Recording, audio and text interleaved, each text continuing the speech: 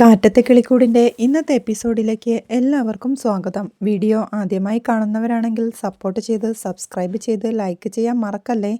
സുധീഷിൻ്റെ വീട്ടിൽ റിസപ്ഷൻ എല്ലാം തുടങ്ങി കഴിഞ്ഞിരുന്നു.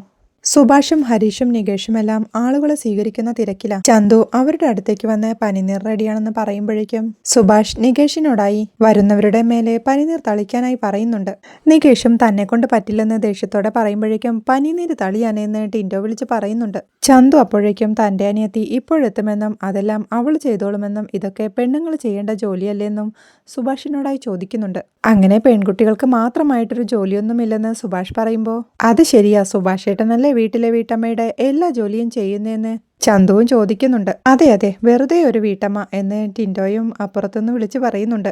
സുഭാഷ് അവനെ താക്കീത് ചെയ്തുകൊണ്ട് മതി മതി എന്ന് പറയുമ്പോഴേക്കും ഈ ആശാനൊരു ഹ്യൂമർ സെൻസ് ഇല്ല, അതുകൊണ്ടാണെന്ന് ടിൻഡോയും പറയുന്നുണ്ട്. സുഭാഷ് വീണ്ടും അതിഥികളെ സ്വീകരിക്കുമ്പോഴേക്കും പെണ്ണും ചെറുക്കനുമൊക്കെ തിരിച്ചെത്തിയോന്ന് അവർ ചോദിക്കുന്നുണ്ട്. അവർ വരുമെന്ന് സുഭാഷ് പറയുമ്പോൾ ഉറപ്പാണോ എന്നവർ ചോദിക്കുന്നുണ്ട്. അത് കേട്ട് എന്താ അങ്ങനെ ചോദിച്ചെന്ന് ഹരീഷും ചോദിക്കുന്നു.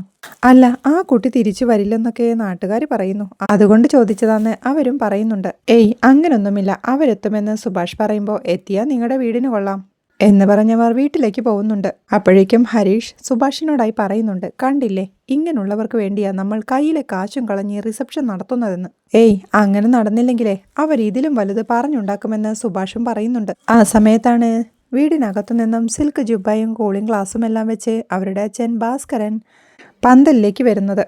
ആ കാഴ്ച കാണുന്ന നികേഷ് അമ്പരപ്പോടെ സുഭാഷ് ഏട്ടാ ദേ അങ്ങോട്ട് നോക്കിയേ എന്ന് പറയുമ്പോഴേക്കും സുഭാഷും ഹരീഷുമെല്ലാം ആ കാഴ്ച കണ്ട് അമ്പരപ്പോടെ നിൽക്കുന്നുണ്ട്. ഭാസ്കരൻ അപ്പോഴേക്കും അതിഥികളുടെ ഇടയിലേക്ക് ഇറക്കി ചെന്ന് ഹലോ നമസ്കാരം, എല്ലാവർക്കും സുഖമാണല്ലോ എന്ന് ചോദിച്ച് എല്ലാവരുടെയും കൈയെല്ലാം പിടിച്ച് കുശലാന്വേഷണം നടത്തുന്നുണ്ട്. ദേഷ്യത്തോടെ ഇങ്ങനെ ഇത് ഓവറാക്കോ എന്ന് ഹരീഷ് ചോദിക്കുമ്പോൾ ഒരു തലപ്പാവുടി വെച്ചു കൊടുത്തിരുന്നെങ്കിൽ എയർ ഇന്ത്യയുടെ ഫ്ലൈറ്റിലെ ഫോട്ടോ എടുക്കായിരുന്നു എന്ന് ജിൻഡോ പറയുന്നുണ്ട്. അദ്ദേഹം മക്കളുടെ അടുത്തേക്ക് വന്ന മക്കളെ എങ്ങനെയുണ്ടടാ ഈ ഗെറ്റപ്പൊക്കെ എന്ന് സന്തോഷത്തോടെ ചോദിക്കുന്നുണ്ട്. ഇത് കലക്കിയെന്ന് ചന്ത പറയുമ്പോൾ എന്നാ നീ എൻ്റെ ഒരു ഫോട്ടോ എടുത്തേ എന്ന് പറയുമ്പോഴേക്കും ചന്ത തന്റെ മൊബൈലുമായി ഫോട്ടോ എടുക്കാനായി പോകുന്നുണ്ട്. റെഡി ആവുമ്പോൾ പറയണേ പോസ് ചെയ്യാനെന്ന് ഭാസ്കരനും. പിന്നീട് മോഹൻലാലിന്റെയും സുരേഷ് ഗോപിയുടെയും മമ്മൂട്ടിയുടെയും പോസിലെല്ലാം ഭാസ്കരൻ ഫോട്ടോയ്ക്ക് പോസ്റ്റ് ചെയ്യുന്നുണ്ട്.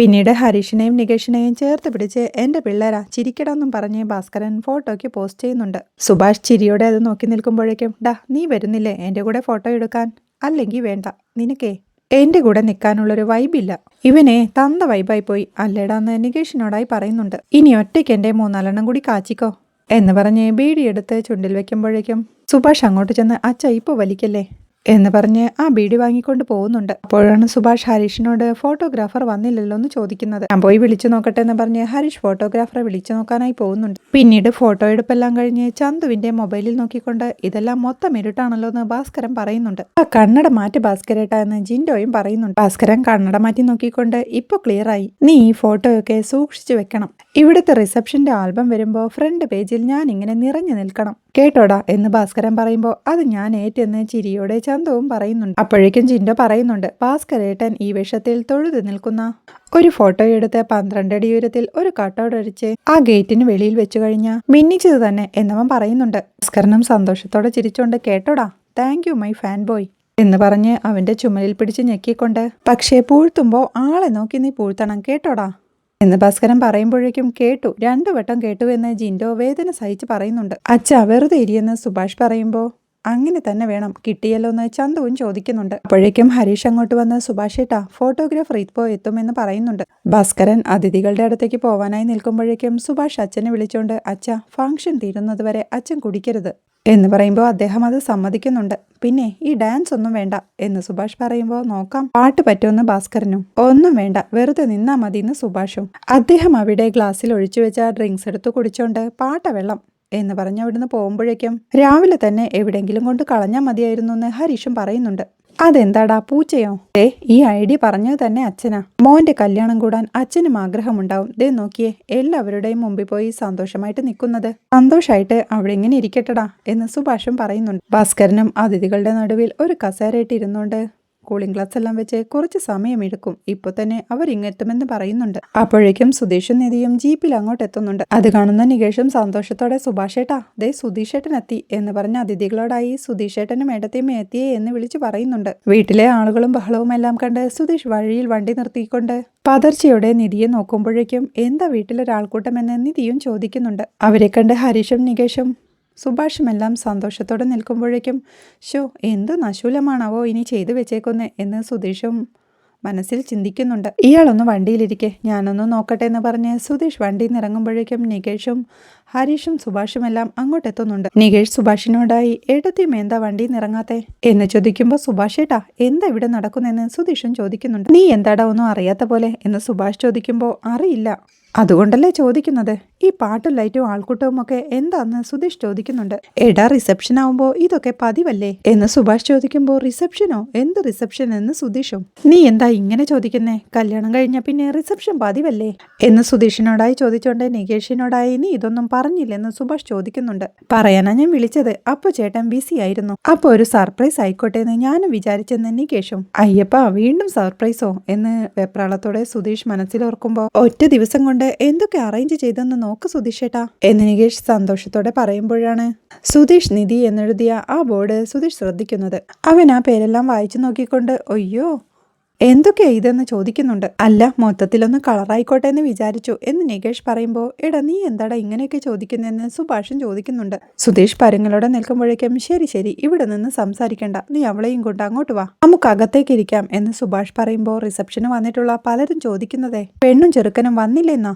ചിലരുടെയൊക്കെ വിചാരം നിങ്ങൾ ഇന്ന് വരില്ലെന്നാ, അത് മാറ്റി പൊളിച്ചു കൊടുക്കണം എന്ന് നികേഷ് പറയുമ്പോഴേക്കും നിധിയും അങ്ങോട്ടെത്തുന്നുണ്ട്. എന്തുപറ്റി, എന്തേലും പ്രശ്നമുണ്ടോ എന്ന് നിധി ചോദിക്കുമ്പോൾ ഒരു പ്രശ്നവുമില്ലെന്ന് നികേഷും. മോളെ അച്ഛന് കുഴപ്പമൊന്നുമില്ലല്ലോ എന്ന് സുഭാഷ് ചോദിക്കുമ്പോഴേക്കും ഇല്ലെന്നവൾ തലയാട്ടുന്നുണ്ട്. അപ്പോഴാണ് അവളും സുധീഷ് നിധി എന്നെഴുതിയ ആ ബോർഡ് ശ്രദ്ധിക്കുന്നത്. അത് കാണേ സുധീഷും ഈശ്വര എല്ലാം പോയി എന്ന് മനസ്സിൽ പറയുന്നുണ്ട്. നിധിയും അവനോടായി അതെന്താ അത് എന്ന് ചോദിക്കുമ്പോൾ എന്ത് നിധി എന്ന് സുധീഷും. അതെന്ന് പറഞ്ഞവൾ പരിഭ്രമത്തോടെ ആ ബോർഡ് കാണിച്ചു കൊടുക്കുമ്പോ അയ്യോ അത് എനിക്ക് മനസ്സിലായില്ല, എന്താടാന്ന് സുധീഷ് നികേഷിനോടായി ചോദിക്കുന്നുണ്ട്. അവരുടെ രണ്ടുപേരുടെയും അങ്കലാപ്പെല്ലാം കണ്ട് എടാ നിങ്ങൾ അറിഞ്ഞിട്ടാ വരുന്നെന്നാ ഞങ്ങൾ വിചാരിച്ചത്, ഇവൻ പറഞ്ഞിട്ടുണ്ടാവുമെന്നാ ഞാൻ വിചാരിച്ചത് എന്ന് നികേഷിനെ നോക്കിക്കൊണ്ട് സുഭാഷ് പറയുമ്പോ കലക്കിയില്ലേ, സർപ്രൈസ് കലക്കിയില്ലേ എന്ന് സന്തോഷത്തോടെ നികേഷും ചോദിക്കുന്നുണ്ട്. അത് കേൾക്കെ ദേഷ്യത്തോടെ സുധീഷ് അവനെ നോക്കി പല്ലിഞ്ഞിരിക്കുമ്പോഴേക്കും എന്താ പെണ്ണും ചെക്കനും അവിടെ തന്നെ നിന്നേ, കയറില്ലാന്ന് പറയാൻ വന്നതാണോ എന്ന് അതിഥികളിൽ ഒരാളായ സ്ത്രീ വിളിച്ചു ചോദിക്കുന്നുണ്ട്. ഉള്ളി പോയിട്ട് സംസാരിക്കാം, ഇവിടെ നിൽക്കണ്ട എന്ന് ഹരീഷ് പറയുമ്പോൾ നിധി ദേഷ്യത്തോടെ സുധീഷിനെ നോക്കുന്നുണ്ട്. അവനും പരങ്ങളോടെ ഇയാളൊന്ന് അകത്തേക്ക് ചെല്ല് പ്ലീസ്, ഞാൻ വന്നോളാം ചെല്ല് എന്ന് പറയുമ്പോഴേക്കും നിധി വീട്ടിലേക്കായി പോകുന്നുണ്ട്. അവൾ മുറ്റത്തേക്ക് എത്തുമ്പോഴേക്കും ഭാസ്കരൻ ചേറിന്ന് നീറ്റേ മോളെന്ന് വിളിക്കുന്നുണ്ടെങ്കിലും നിധി അത് മൈൻഡ് ചെയ്യാതെ അകത്തോട്ട് കയറി പോകുന്നുണ്ട്. അപ്പോഴേക്കും നികേഷ് സുധീഷിനോടായി ചോദിക്കുന്നുണ്ട്. അല്ല സുധീഷേട്ടാ ഏട്ടൻ എന്താ ഇത്ര ബഹുമാനമില്ലാതെ സംസാരിക്കുന്നത്, ഇത്തിരി കൂടി ഫ്രണ്ട്ലി ആയിക്കൂടെന്ന്. എടാ എന്ത് കോപ്പാടാ നീ കാണിച്ചു വെച്ചേക്കുന്നേ എന്ന് സുധീഷ് ചോദിക്കുമ്പോൾ ഞാൻ മൊത്തത്തിലൊരു എന്ന് നികേഷും പറഞ്ഞു നിർത്തുമ്പോഴേക്കും ആ പാട്ടിന്റെ വോളിയം ഒന്ന് കുറച്ചെന്ന് ഹരീഷും വിളിച്ചു പറയുന്നുണ്ട്. അവർ വോളിയം കുറയ്ക്കുമ്പോഴേക്കും വോളിയം കൂട്ടടാ മരമാക്രി എന്ന് ഭാസ്കരനും വിളിച്ചു പറയുന്നുണ്ട്. അപ്പോഴേക്കും സുഭാഷും സുധീഷിനോടായി പറയുന്നുണ്ട്. എടാ സുധീഷേ പെട്ടെന്നൊരു ദിവസം നീ ഒരു പെണ്ണിനെയും കൊണ്ട് വന്നോന്നറിഞ്ഞാ നാട്ടുകാരെങ്കിലും വിശ്വസിക്കോ? അത് ബോധ്യപ്പെടുത്താൻ വേണ്ടിയിട്ടാ ഇങ്ങനെയൊരു റിസപ്ഷൻ അറേഞ്ച് ചെയ്തതെന്ന് നിങ്ങൾ ആദ്യം എൻ്റെ അടുത്ത് പറയണ്ടേ എന്ന് ടെൻഷനോടെ സുധീഷ് ചോദിക്കുമ്പോൾ നികേഷ് പറഞ്ഞു എന്നാ ഞങ്ങൾ വിചാരിച്ചത്. അവൻ ഫോൺ ചെയ്ത നേരത്തെ പെട്ടെന്ന് കട്ട് ചെയ്തത് എന്തിനാ? ഒരു വാക്ക് പോലും പറയാതെ ഒരുത്തിയെ കെട്ടിക്കൊണ്ട് വന്നിട്ട് ഞങ്ങൾക്ക് സർപ്രൈസ് തരാമെങ്കിൽ ഞങ്ങൾക്കിതും ചെയ്തൂടെ? അറിഞ്ഞിരുന്നെങ്കിൽ നേരത്തെ തന്നെ ആൾക്കാരെ വിഷ് ചെയ്യാൻ നിൽക്കുമായിരുന്നോ? ഇല്ലല്ലോ, ഈ സമയത്ത് തന്നെയല്ലേ എത്തുള്ളൂ എന്ന് ഹരീഷും ചോദിക്കുന്നുണ്ട്. അപ്പോഴേക്കും സുഭാഷും പറയുന്നുണ്ട്. എടാ ഏതായാലും നീ കല്യാണം കഴിച്ചു, എന്നാ പിന്നെ നമുക്കത് ഒന്നിച്ച് ആഘോഷിച്ചൂടെന്ന്. അതിലിപ്പോ എന്താ തെറ്റ്? നോക്ക്, ഇതുപോലെ ഒരു റിസപ്ഷനിൽ സ്റ്റേജിൽ എല്ലാവരുടെയും മുന്നിൽ ജോഡിയായിട്ട് നിൽക്കണമെന്ന് നിങ്ങൾക്കും ഒരു ആഗ്രഹം ഉണ്ടാവില്ലേ? അത് കാണാൻ ഞങ്ങൾക്കും ആഗ്രഹമുണ്ടാവില്ലേ? എടാ നിങ്ങളുടേത് ഒരു കല്യാണമാണെന്ന് ആരും പറയാതിരിക്കാൻ വേണ്ടിയാ ഞങ്ങൾ ഇത് ചെയ്തത്. നീ സന്തോഷിക്കുമെന്ന് വിചാരിച്ച് ചെയ്തതാ, അതിനെന്തിനാ നീ ഇങ്ങനെ ദേഷ്യപ്പെടുന്നത് എന്ന് സുഭാഷ് പറയുമ്പോൾ അതെ, ഇയാൾ ഒരു കാലത്തും ഞങ്ങളെക്കുറിച്ച് ചിന്തിക്കാറില്ല, എന്നാൽ ഞങ്ങൾ 3 പേരും ഇയാളെക്കുറിച്ച് മാത്രം ചിന്തിച്ചിട്ടാ ഇങ്ങനെ ചെയ്തത്. അതുകൊണ്ട് എന്തിനാന്നൊന്നും ഇങ്ങോട്ട് ചോദിക്കേണ്ടെന്ന് ഹരീഷും പറയുന്നുണ്ട്. സുധീഷ് ഒന്നും പറയാനാവാതെ ടെൻഷനോടെ നിൽക്കുമ്പോഴേക്കും ഇനി റിസപ്ഷന് പുതിയ ഡ്രസ്സ് ഇല്ലാത്തതാണെങ്കിൽ അത് വിട്ടേരെ, സൂപ്പർ ഡ്രസ്സ് വിത്ത് കോട്ട് ഞങ്ങൾ റെഡിയാക്കി വെച്ചിട്ടുണ്ട് എന്ന് നികേഷ് പറയുമ്പോൾ സുധീഷും അത് കേട്ട ടെൻഷനോടെ ഓ ഇവർ ചെയ്തതൊക്കെ നല്ലതാ, പക്ഷേ നിധി കൂടി സമ്മതിച്ചിട്ടാണെങ്കിൽ ഇന്നത്തെ ദിവസം തകർക്കായിരുന്നു. അവളോട് ഇനി എന്ത് പറഞ്ഞ് ഈ കുരുക്കിന്ന് തടിയൂരും എൻ്റെ ആറ്റുകാൽ അമ്മച്ചി എന്നവൻ മനസ്സിൽ ചിന്തിക്കുന്നുണ്ട്. നിധിയും റിസപ്ഷനെല്ലാം കണ്ട് ടെൻഷനോടെ അവിടെ റൂമിൽ അങ്ങോട്ടും ഇങ്ങോട്ടും നടക്കുകയാ. വീടിനകത്തെത്തിയ സുധീഷും കൂട്ടരും വീണ്ടും ആ കാര്യങ്ങൾ ചർച്ച ചെയ്തുകൊണ്ടിരിക്കുക. ശരി, സുധീഷ് ഏട്ടനോട് ഞങ്ങൾ കാര്യം പറഞ്ഞില്ല, സമ്മതിച്ചു. പക്ഷേ ഇപ്പോ എന്താ പ്രശ്നം? എല്ലാ കാര്യങ്ങളും ചെയ്തു കഴിഞ്ഞല്ലോ, ഇനി വന്ന് സ്റ്റേജിൽ നിന്നാ മതി. കൂടുതലൊന്നും പറയേണ്ടെന്ന് ഹരീഷ് പറയുമ്പോഴേക്കും എടാ നിന്നെ ഞാനെന്ന് പറഞ്ഞ് അവന്റെ നേരെ കൈ ഉയർത്തിക്കൊണ്ട് അങ്ങനെ നിങ്ങളുടെ ഇഷ്ടത്തിന് എനിക്ക് അവിടെ വന്ന് നിൽക്കാൻ പറ്റില്ലെങ്കിലോ എന്ന് സുധീഷും ദേഷ്യത്തോടെ ചോദിക്കുന്നുണ്ട്. എടാ അതിന് നീ എന്തിനാ ഇങ്ങനെ ദേഷ്യപ്പെടുന്നേ? എടാ ഈ റിസപ്ഷൻ വെച്ചതിൽ നിനക്ക് എന്താ പ്രശ്നം?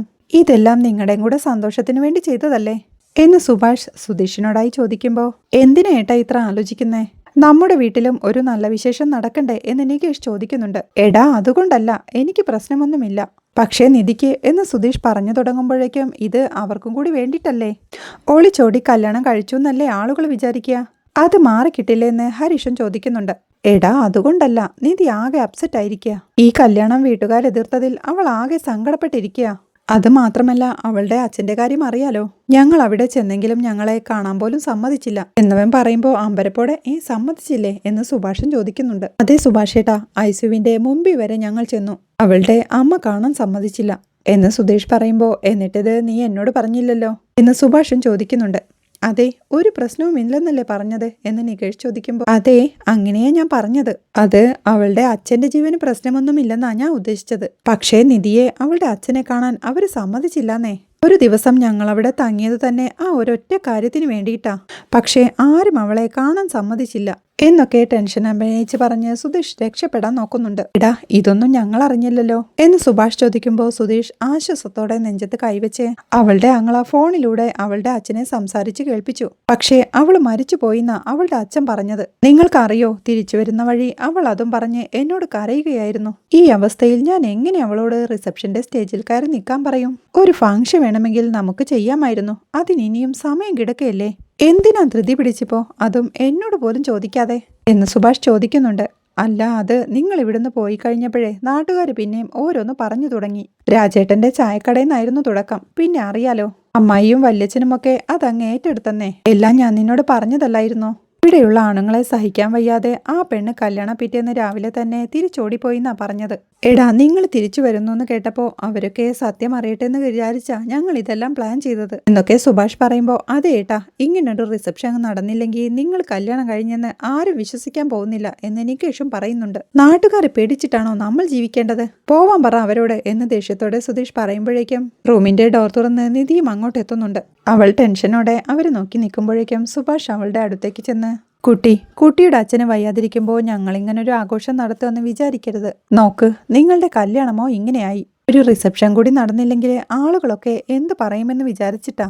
നാളെ നിങ്ങൾക്കൊരു ബുദ്ധിമുട്ടുണ്ടാവാൻ പാടില്ലല്ലോ, അതുകൊണ്ടാണെന്ന് സുഭാഷ് പറയുന്നുണ്ട്. ഏട്ടത്തിക്ക് അച്ഛനെ കാണാൻ പറ്റിയില്ലെന്ന് ഞങ്ങൾ അറിഞ്ഞില്ല എന്ന് നികേഷ് പറയുമ്പോൾ അച്ഛന് പ്രശ്നമൊന്നുമില്ലല്ലോ അല്ലേ എന്ന് സുഭാഷ് ചോദിക്കുന്നുണ്ട്. ഇല്ല, ഇപ്പൊ കുഴപ്പമൊന്നുമില്ല, 1-2 ദിവസം കഴിഞ്ഞാൽ വീട്ടിൽ പോവാം. ഞാൻ വീഡിയോയിൽ കണ്ടിരുന്നു, ഏട്ടത്തി അയച്ചു തന്നു എന്ന് നിധി പറയുമ്പോഴേക്കും പുറത്തുനിന്ന് വലിയ ശബ്ദത്തിൽ പാട്ട് കേൾക്കുന്നുണ്ട്. നിധി വല്ലായ്മയോടെ സുഭാഷിനെ ഒന്ന് നോക്കിക്കൊണ്ട് അകത്തോട്ട് കയറി പോകുമ്പോഴേക്കും എടാ ആ പാട്ടൊന്ന് നിർത്താൻ പറയുന്ന സുധീഷും ദേഷ്യത്തോടെ പറയുന്നുണ്ട്.